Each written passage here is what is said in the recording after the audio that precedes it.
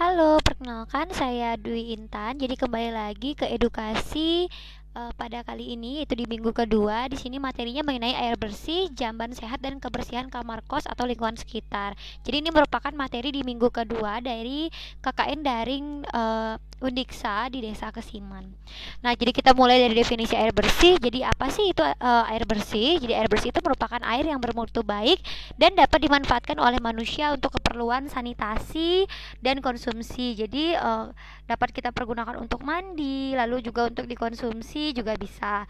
Nah, apa aja sih syarat air bersih? Jadi syarat air bersih itu ada tidak berasa, jadi tidak ada rasa asin, manis, pahit, jadi dia itu netral, tidak berbau juga, tidak berwarna, jadi jernih, dan tidak mengandung logam berat, serta pH atau tingkat keasaman dari air tersebut normal.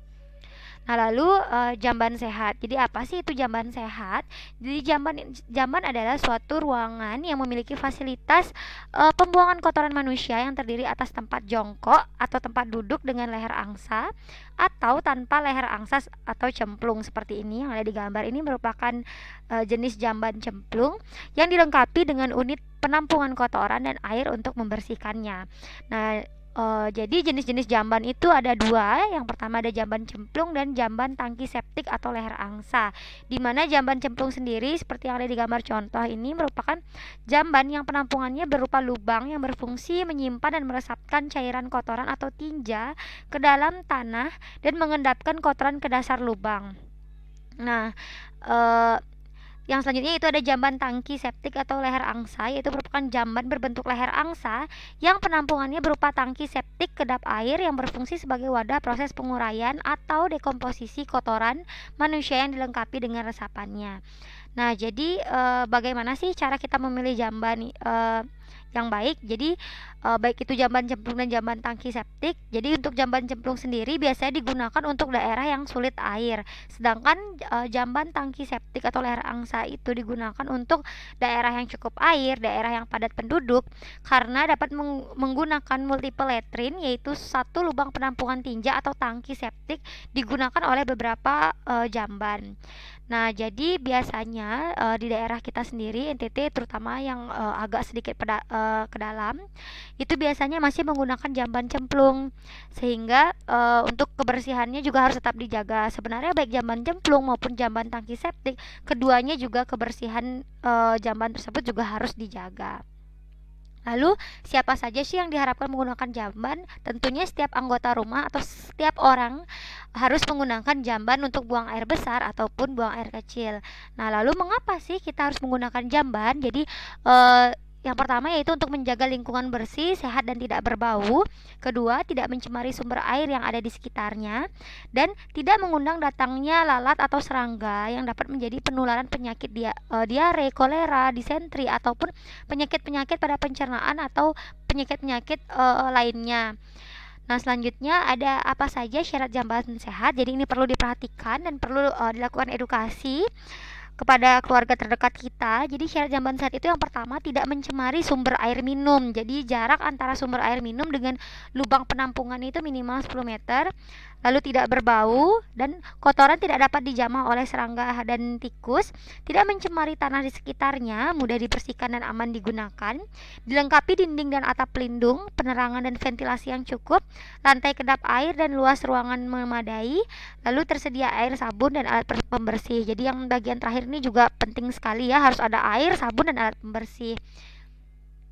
Selanjutnya bagaimana sih cara memelihara jamban sehat? Nah, ini juga penting sekali untuk diedukasi.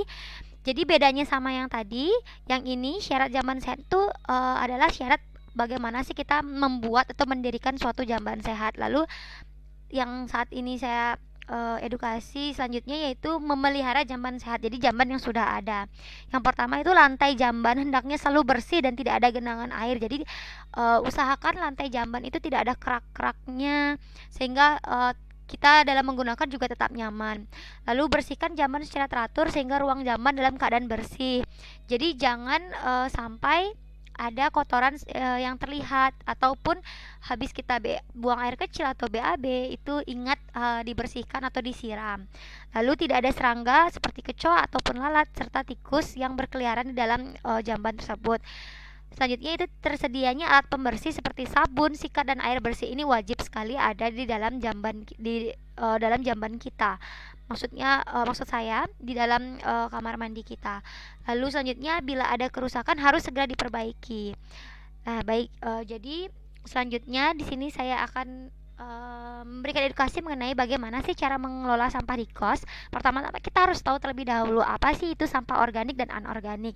Nah, sampah organik itu sampah-sampah yang bisa diuraikan. Jadi seperti em, dedaunan seperti itu, tumbuh-tumbuhan yang telah rontok itu merupakan contoh-contoh sampah-sampah organik yang atau sampah-sampah yang bisa diuraikan atau kulit-kulit buah seperti itu. Lalu bagaimana dengan anorganik? Anorganik itu sampah-sampah yang tidak dapat diuraikan, jadi seperti plastik yang seperti itu. Lalu ada seperti pecahan-pecahan kaca botol seperti itu. Nah, jadi cara mengelola sampah di kos itu sangat simpel. Kita harus pisahkan terlebih dahulu yang mana yang organik dan anorganik, di mana kita dapat menyediakan tempat sampah di kos itu tidak harus rumit, tidak harus membeli tong sampah yang mahal. Kita dapat menggunakan koran ataupun kardus. Walaupun koran ataupun kardus ini biasanya bersifat cepat robek, tapi di sini fungsi dari koran atau kardus ini mengurangi dari penggunaan sampah plastik. Lalu bagaimana dengan sampah-sampah yang bersifat cair? Nah, sampah-sampah yang bersifat cair itu dibuang atau apabila sempat lakukan pemfiltratan atau penyaringan agar sampah-sampah tersebut sampah cair tersebut bersifat netral terlebih dahulu. Nah, yang terakhir di sini saya mau membagi edukasi mengenai minyak kayu putih apakah dapat mengobati COVID-19 atau tidak. Jadi di sini menurut Ketua Umum Perkumpulan Dokter Pengembangan Obat Tradisional dan Jamu Indonesia mengatakan bahwa kayu putih sendiri itu memang efektif untuk membunuh virus beta corona, tetapi bukan virus SARS-CoV-2 atau COVID-19 yang sedang marak saat ini, dan memang sudah ada penelitian yang mengatakan demikian. Oleh karena itu belum bisa disebut sebagai obat COVID-19. Nah, jadi di sini masih dibutuhkan penelitian lebih lanjut untuk membuktikan hal ini sehingga dapat disimpulkan bahwa minyak kayu putih itu belum terbukti dapat mengobati COVID-19. Jadi, untuk mencegah dari penularan COVID-19 sendiri kita harus apa? Ya tentu saja entah pencegahan COVID-19 dan bagaimana cara menjaga kebersihan kamar kos kita sendiri, bagaimana cara kita tetap hidup sehat. Tentu kita harus menerapkan PHBS atau perilaku hidup bersih dan sehat. Salah satunya itu PHBS lingkup, yaitu kesehatan lingkungan dan gaya hidup, di mana kesehatan lingkungan sendiri yang hari ini sudah saya bahas tadi sebelumnya meliputi jamban sehat, air bersih, pengelolaan sampah. Tentu hal-hal tersebut apabila kita lakukan, tentu saja kita dapat menjaga lingkungan kita ataupun kebersihan kamar kos kita. Nah, sekian presentasi dari saya. Apabila ada yang ingin bertanya bisa langsung saja bertanya di kolom chatnya ya kakak-kakak. Terima kasih.